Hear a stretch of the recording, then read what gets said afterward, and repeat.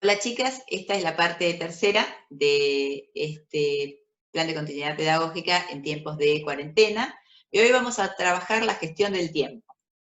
En cuanto a la gestión del tiempo, el tiempo se diversifica en este factor de planificación. No estamos solamente hablando del tiempo físico que ocupa el plan de continuidad pedagógica o el tiempo de duración de ese plan de continuidad pedagógica, sino que estamos hablando del tiempo didáctico y de un tiempo operativo de clases que también tiene que ser considerado en el marco de esta planificación. Entonces, desde ese lugar, y volviendo a la gestión del director, también se podría traspolar esto a la gestión del docente, ¿no? Pero pasa que este es un espacio trabajado más para los directores. Entonces, la idea sería, ¿cómo organizar esa agenda? ¿Cómo vamos a trabajar esta agenda? ¿En semanas? ¿En quincenas? Sería interesante poder tener un propósito didáctico concreto y que los propósitos didácticos no sean envío de tarea, sino que el propósito didáctico sea qué queremos que aprendan. Entonces acá cambia el concepto del plan de continuidad por un paliativo de tareas a un efectivo de enseñanza. Observen ahí que tenemos un ejemplo donde podríamos trabajar, por ejemplo, propósitos y pedirles a los docentes que nos digan cuál sería el propósito de la semana y establecer los propósitos de la semana en una especie de agenda. Esta misma lógica de los propósitos respecto de que lo hacemos en semanas o que lo establecemos a lo largo de un mes si lo queremos concentrar o a lo largo de semanas del mes, también puede pensarse para otros espacios de esa planificación. En este video estamos hablando del tiempo, pero podría pensarse también en relación a los contenidos. Nosotros estoy pasando una serie de ejemplos que tienen que ver con ejemplos semanales, bimestrales, mensuales.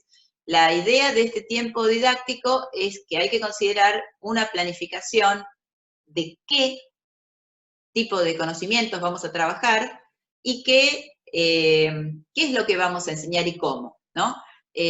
Cómo revisar esta planificación tiene que ver con la gestión del director. Si las tareas se cuelgan siempre en un blog, como habíamos dicho antes, ¿no? Concentrando los recursos, bueno, de alguna manera esa planificación debe haber sido visada por este director. ¿Qué quiero decir? Si ustedes están observando que el envío de tareas son tareas ingenuas, que no son contributivas de un aprendizaje y que lo único que tienen que ver es con un pasar el tiempo, bueno, entendamos que nosotros vamos a trabajar prácticas con sentido. Entonces, la idea sería que los docentes pudieran planificar una secuencia, tal vez una secuencia semanal o tal vez una secuencia quincenal, de eso que quieren enseñar. Y entonces ahí, en esa secuencia, poder previamente enviar al director esas tareas, considerando también el tiempo de resolución de los alumnos. ¿Qué quiere decir? Yo le envío una tarea al alumno. Lo tengo sentado, ¿cuánto tiempo creen que puede estar sentado el alumno haciendo esa tarea? ¿De qué manera esto es activo y participativo y no resulta algo que realmente sea imposible de cumplir, ¿no? La idea de la sincronía es ideal porque las clases deberían ser cortas y concisas. La idea es que no se extienda y que no sea aburrido, sino que ese espacio de sincronía permita el diálogo. Entonces, ¿cuándo hacemos clases sincrónicas? Cuando hay que aclarar dudas o cuando hay que hacer una explicación muy puntual de algo que requiere de esa intervención del docente. Esta sincronicidad para ver al docente depende de que le presten el celular. Entonces eso también hay que considerarlo. Considerar el tiempo físico que el alumno va a tener para resolver esa tarea y entender que la tarea no puede ser agobiante. Lo que menos nosotros queremos es alejar al alumno del entorno educativo. Entonces, tratemos de que las tareas sean participativas y entretenidas. También hay algo que sería interesante, pensando en este alumno que no siempre tiene disponible ese celular o esa computadora en la familia. Por ejemplo, esto que estoy haciendo yo en este momento, que sería grabar microvideos muy chiquititos, cortitos en lo posible, y colgarlos en YouTube, en esa plataforma que ustedes tienen, pero a través de YouTube.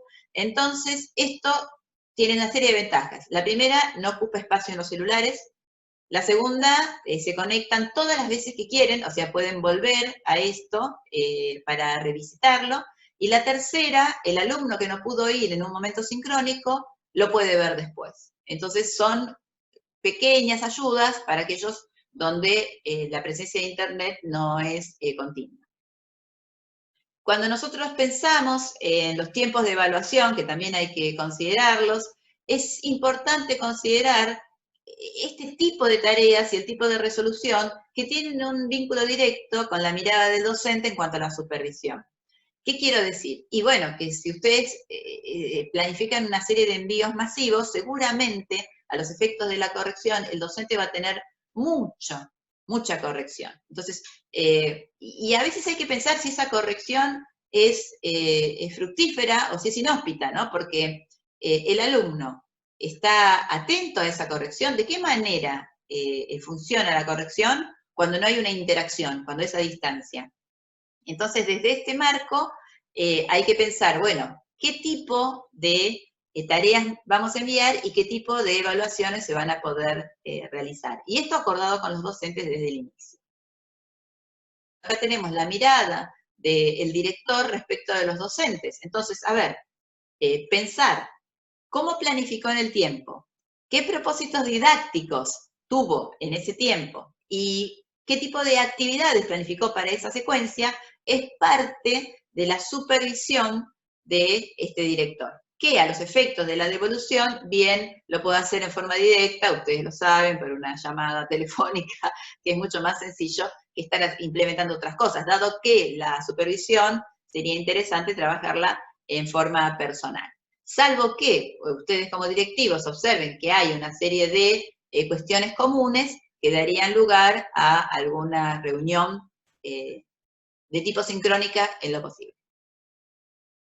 Cuando nosotros pensamos en los tiempos de comunicación respecto de la familia y de la escuela, es importante considerar, por un lado, los horarios. Esto es algo que es muy manifiesto, porque sabemos que los grupos de WhatsApp, por ejemplo, son muy efectivos para la comunicación, pero también sabemos, y esto no hablo de los grupos, solo de los grupos de escuela, sino de todos los grupos, también sabemos que son muy invasivos. Existen medios para que, ustedes lo saben, para silenciar el grupo de WhatsApp y también para ocultar el grupo de WhatsApp. Esto sería una estrategia para decir, bueno, lo oculto en el horario en el que no voy a trabajar, para no estar tentada de mirar a ver qué dicen, qué no dicen. Es una función simple, está ahí en ocultar YouTube, cómo ocultar este grupo de WhatsApp. Esto hace ni que suene ni que lo vea. Y esto podría ser que uno lo puede ver en los horarios que le dedica a la escuela. Esto desde el lado del docente. Desde el lado del alumno pasa lo mismo. Pero acá hay un punto que es importante y es respetar horarios. Así como la escuela tiene horarios físicos, también sería deseable que en este marco de la cuarentena, de a poco pudiéramos ir reeducando esta situación comunicativa y tratando de establecer horarios para que entonces nadie se sienta agobiado. Establecer horarios escolares para la comunicación es algo sano y que contribuye a una mejor gestión del tiempo. Tratemos de que el tiempo de enseñanza en épocas de cuarentena no sea un tiempo agobiante, ni para los alumnos, ni para los docentes, ni para la gestión directiva, sino que sea un tiempo productivo. Nos vemos en la próxima.